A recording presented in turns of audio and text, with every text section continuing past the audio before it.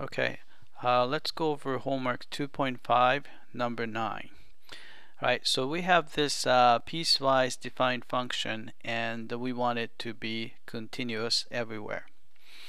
Alright, so you can see that each piece right there is continuous because you have a rational function, and quadratic function, and a linear function. So each piece by itself is continuous. Alright, so the only thing we have to make sure is that the gap between the first two and the last two, there shouldn't be any gap or jump or anything like that. Alright, so we have to pay attention to the place when x equals 2 and also when x equals 3. Alright, so let's make sure that the limit exists at 2 and 3. Alright, so let's look at the limit. So we have to look at the limit, and we're going to approach from the, say, approach 2 from the left-hand limit. So it's x is less than 2, so we have to use this top formula, x squared minus 4 over x minus 2. Right? This one is fairly easy to evaluate because we can just factor out the numerator, which gives you x plus 2 times x minus 2, and all over x minus 2. Right? Then we can cancel out the common factor. Then you plug in 2. You can see that 2 plus 2 is 4. Right? So in order for this the limit at 2 exists, we have to make sure that the right hand limit gives you the same value. So if you look at the limit as x approaches 2 from the right, so then you have to use the second formula, which is ax squared minus bx plus 3. Alright, so in this case it's just a a quadratic function you can just plug in. So this is going to be 2 squared a, so it's going to be 4a, and minus 2b plus 3. Alright, so we have to make sure that these two guys are the same value. So we have one equation that we can work with, so which is 4a minus 2b plus 3 is equal to 4. Alright, and so this is at x equals 2. So we also have to make sure that there's a limit exists at x equals 3. So let's approach 3 from the left and right. So limit as x approaches 3 from the left. Right? Then you have to use the second equation, so formula. So ax squared minus bx plus 3, and which is going to be 3 squared, so it's going to be 9a minus 3b plus 3. Right?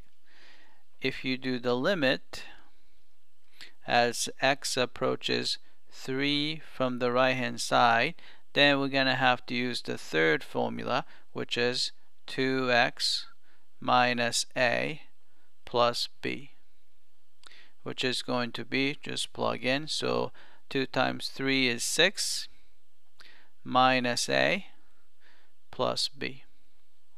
Right? So combining these two, because these must be the same value in order for the limit to exist. Right? So you're going to have a 9a minus 3b plus 3 is equal to 6 minus a plus b. Alright, so I'm gonna just for this one I'm gonna just subtract 3 from both sides to get this. We're gonna get 4a, so subtract 3, gonna get 4a minus 2b is equal to 1. Right? And here I'm gonna try to, let's see, try to add a to both sides so we can move a over here, and then subtract to b. So you're gonna get add a, so it's gonna be 10a, right? Then subtract b, so it's gonna be 4b, right?